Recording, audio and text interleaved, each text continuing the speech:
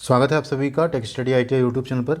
Employability skills first year जो 505 नया PDF है 505 क्वेश्चंस का फर्स्ट ईयर और सभी एक साल यानी एक वर्षीय ट्रेड के लिए। तो आपका कोई भी ट्रेड हो, आप फर्स्ट ईयर में हो या आप 1 ईयर्स के किसी ट्रेड में हो, आप सभी के लिए इसी नए पैटर्न से क्वेश्चंस आने वाले हैं। इसमें हम लोग अभी तक 15 पार्ट कर चुके हैं। आज हम लोग करेंगे पार्ट नंबर 16 जो कि आपका मॉड्यूल होगा जो नया ऐड हुआ है इसेंशियल स्किल्स। आज ये मॉड्यूल हम लोग इसमें फिनिश कर लेंगे। आगे बढ़ें उससे पहले रिक्वेस्ट करेंगे, आप लोग चैनल को सब्सक्राइब नहीं करते प्लीज़ सब्सक्राइब कर लीजिए चैनल को। इस पे आपको आईटीआई की सभी तरह की अपडेट्स, स्टडी, जॉब, सब तरह की वीडियोज रेगुलर बेसिस पे मिलती रहेंगी।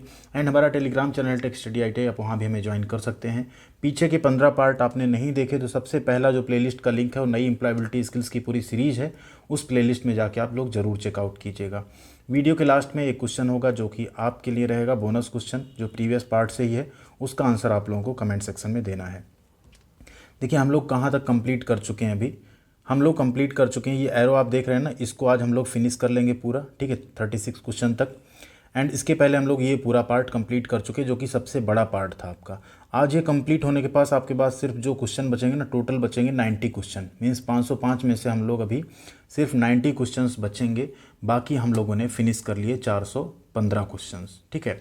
तो सिर्फ 90 क्वेश्चन हैं जो कि आपके आने वाले पार्ट्स में हम कंप्लीट करवा देंगे, तो आपका एम्प्लॉयबिलिटी स्किल पूरा कंप्लीट हो जाएगा। यहाँ पे आपके सारे क्वेश्चंस इसेंशियल स्किल्स के होंगे। इसेंशियल स्किल के 11 क्वेश्चन हम पहले कर चुके हैं। आज हम लोग क्वेश्चन नंबर 12 से करेंगे एंड पूरा 36 तक करेंगे और लास्ट का क्वेश्चन आपके लिए होगा। वीडियो अगर पसंद आई तो लाइक कर दीजिएगा। आपके लिए काफ़ी मेहनत से हम हिंदी एंड इंग्लिश दोनों में इसको तैयार करते हैं, जिससे आप लोगों को समझने में आसानी हो। एंड पेपर भी आपका हिंदी इंग्लिश दोनों में आएगा, सिर्फ जो इंग्लिश लिटरेसी वाला पार्ट है वो छोड़कर। पहला क्वेश्चन यहाँ पे, which of these is a sign of bad stress? इनमें से कौन खराब तनाव का संकेत है? 4 ऑप्शंस हैं आपके। खराब तनाव मतलब होता है जो आपको परेशानी में डाल सके, ठीक है। Prevents you from pursuing your goals, आपको अपने लक्ष्य का पीछा करने से रोकेगा। अगर आपको अपने लक्ष्य का पीछा करने से रोक रहा है तो बैड स्ट्रेस ही है वो। मेक्स यू फील फिजिकली इल और इन पेन, आपको शारीरिक रूप से बीमार या दर्द का अनुभव कराएगा। Makes you doubt your ability to perform at a given task, आपको किसी भी काम को करने की क्षमता पर जो है संदेह पैदा करेगा, बैड स्ट्रेस अगर है तो यहाँ पे ये तीनों चीज़ें बैड स्ट्रेस के केस में सही हैं। अगर ऐसे तीनों साइन हैं तो फिर ये आप बैड स्ट्रेस लेकर चल रहे हो, खराब तनाव की स्थिति में आप हो। अगला क्वेश्चन है 13, एन एक्टिविटी दैट स्टॉप्स और reduce stress is called a stress buster, ठीक है। Which of the following according to you is not a stress buster? तनाव को रोकने या कम करने वाली गतिविधि को स्ट्रेस बस्टर कहा जाता है। आपके अनुसार निम्न में से कौन एक स्ट्रेस बस्टर नहीं है? ठीक है। Spending long hours thinking about the problem, लंबे समय तक समस्या के बारे में सोचते रहना। Going to bed on time, समय पर बिस्तर पर चले जाना। लिसनिंग टू म्यूजिक, संगीत सुनना। या गार्डनिंग यानी बागवानी।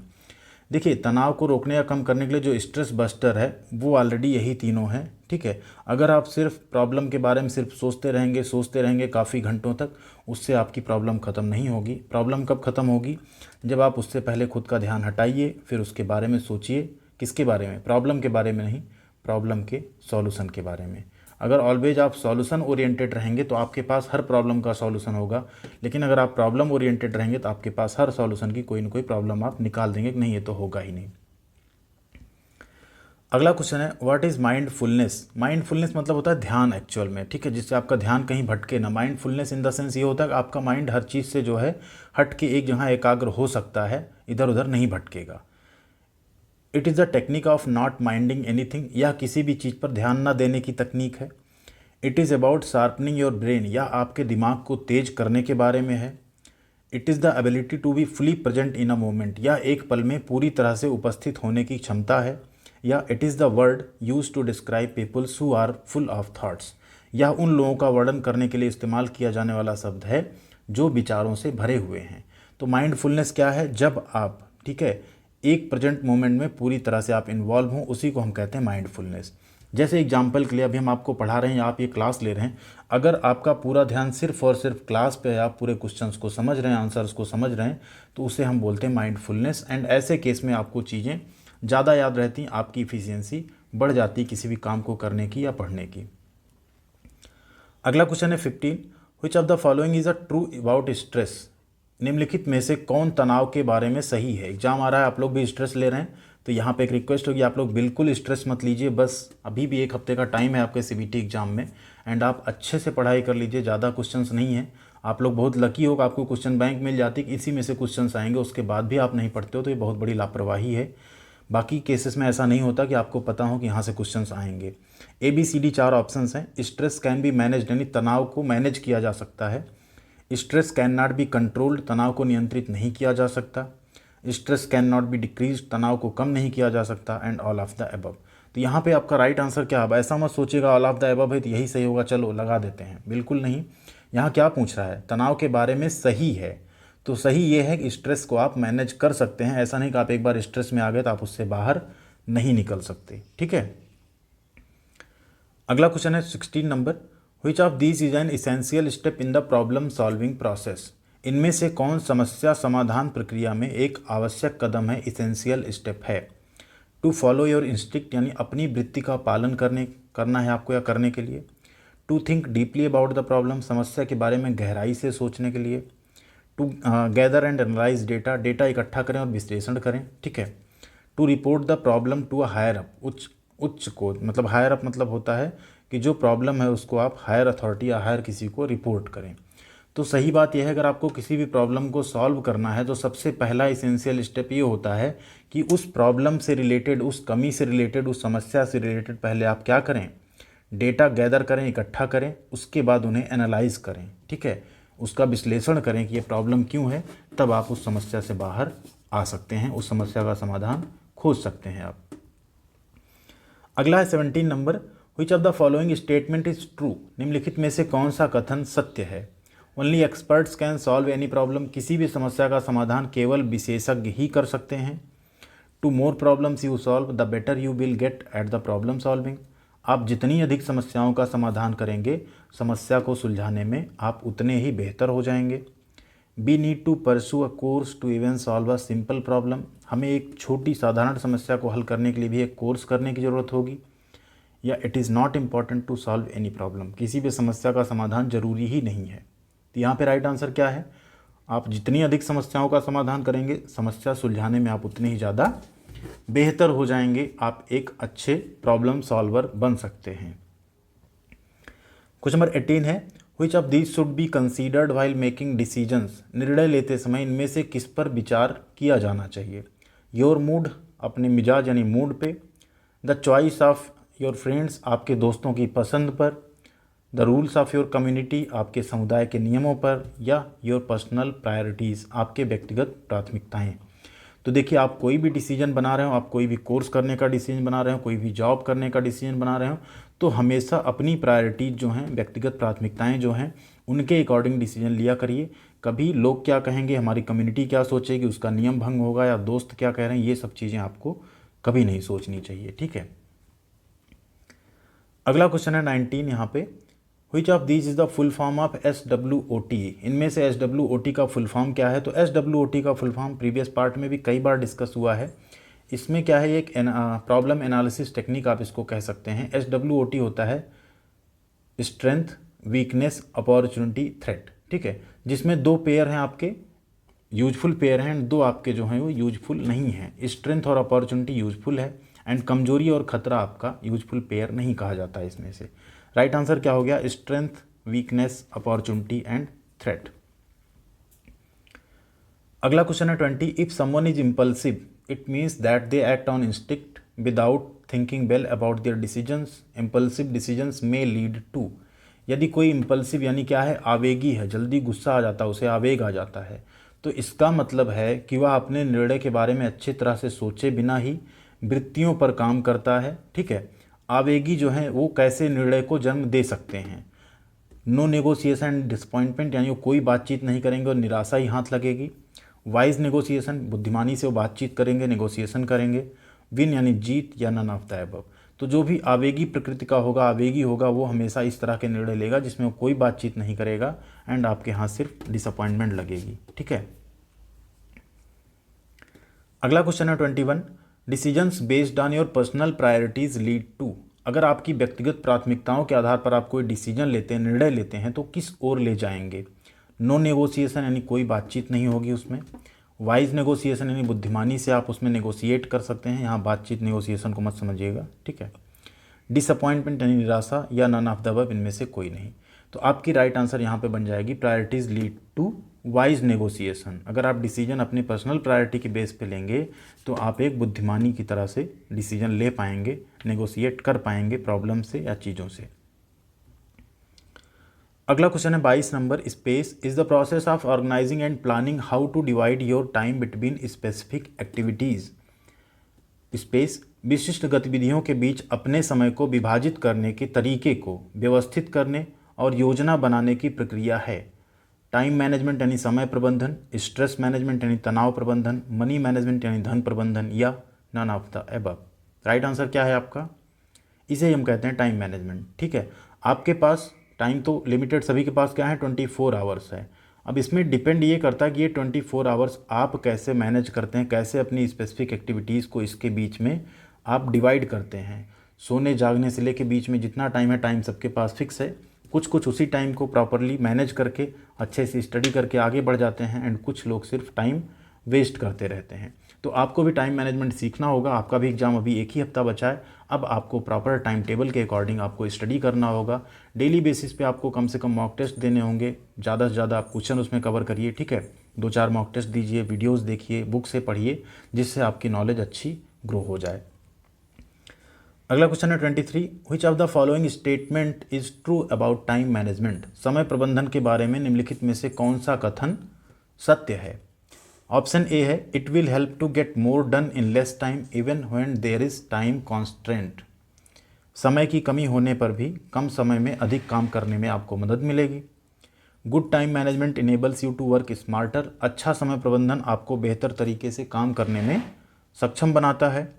You will be able to meet deadlines and deliver quality products or services. आप समय सीमा को पूरा करने और गुणवत्तापूर्ण उत्पाद या सेवाएं देने में सक्षम होंगे अगर आपका टाइम मैनेजमेंट अच्छा है। तो यहाँ पे तो सारे अच्छे लग रहे हैं, तो यानी ऑल ऑफ द अबव आपका सही है यहाँ पे। अगला क्वेश्चन है 24, द पोमोडोरो टेक्निक। पिछले वीडियो हमने काफ़ी डिटेल में डिस्कस किया था पोमोडोरो टेक्निक, जो कि बहुत ही यूजफुल टेक्निक होती है। Is a system that encourages people to work with the time they have. So what is Pomodoro technique used for? Pomodoro तकनीक एक ऐसी तकनीक या प्रणाली है जो लोगों को उनके पास समय के साथ काम करने के लिए प्रोत्साहित करती है।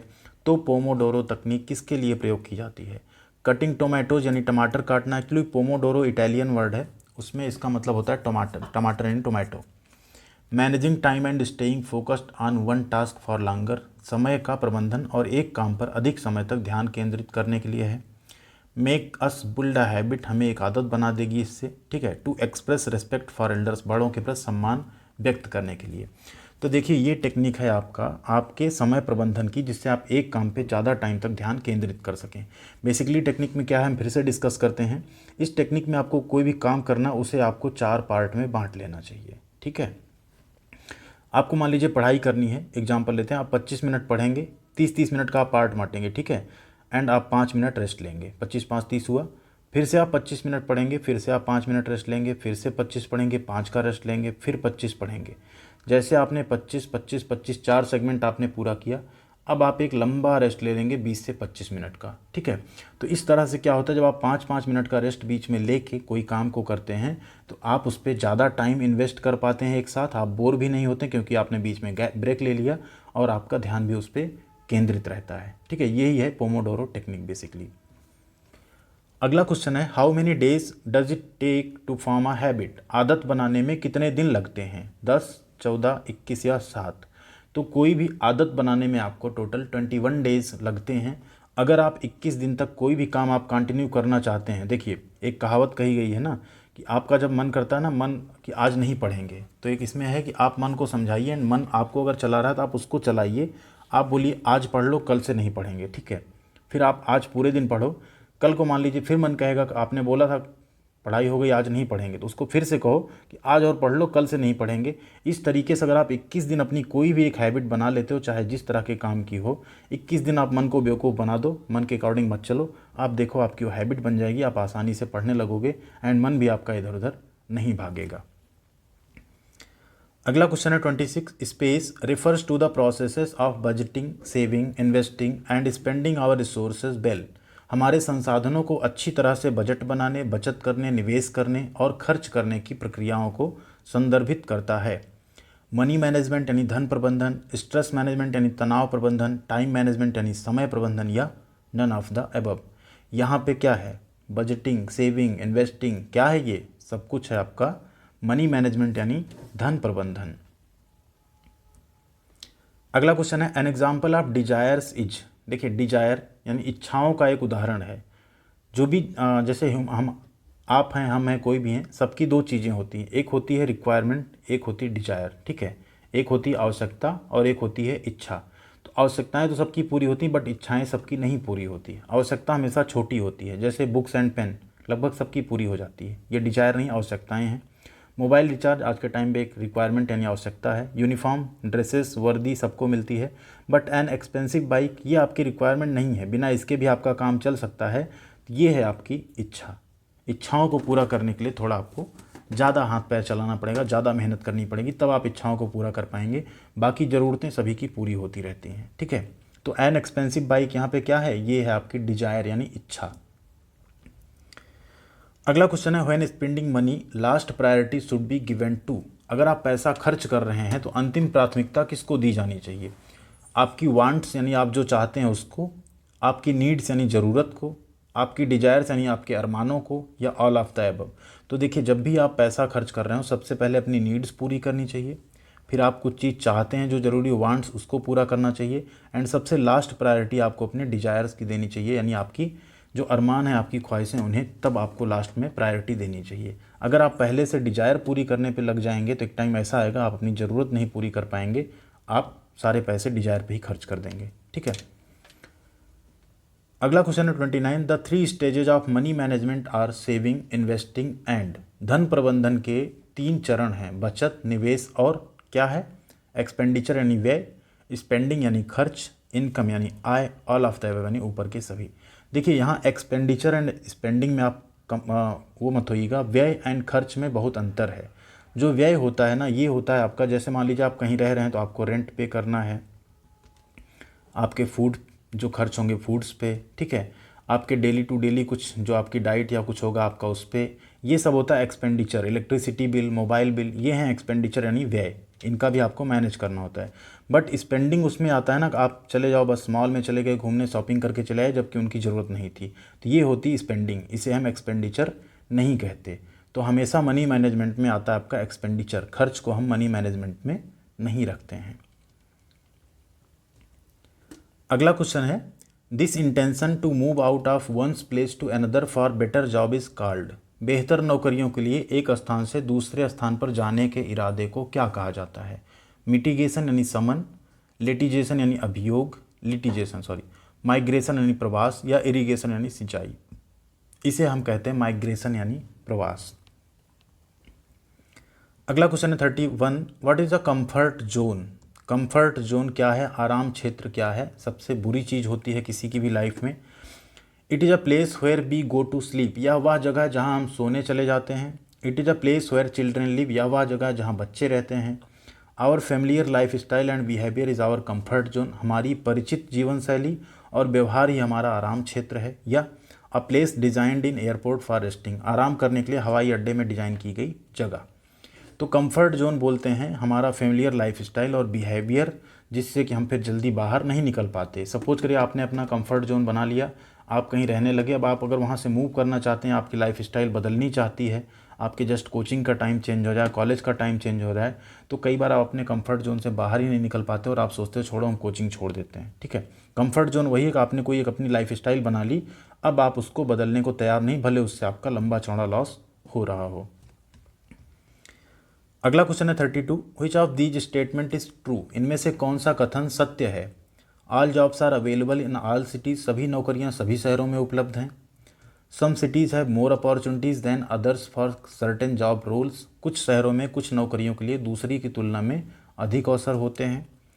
Salary in metro cities is always higher than small towns, metro शहरों में वेतन हमेशा छोटे शहरों की तुलना में अधिक होता है। Only a few cities have job opportunities, कुछ ही शहरों में रोजगार के अवसर हैं। तो देखिए कौन सा कथन सत्य है, तो पहला तो सत्य नहीं है कि सभी शहरों में नौकरियां उपलब्ध नहीं हैं। दूसरा आपका सत्य है कि कुछ शहरों में ज़्यादा अपॉर्चुनिटीज है, कुछ में कम है। तीसरा भी आपका असत्य है, ऐसा नहीं मेट्रो सिटी में ही सैलरी ज़्यादा है, स्मॉल टाउन्स में भी कुछ कंपनीज में आपको बहुत अच्छी सैलरी मिलती है।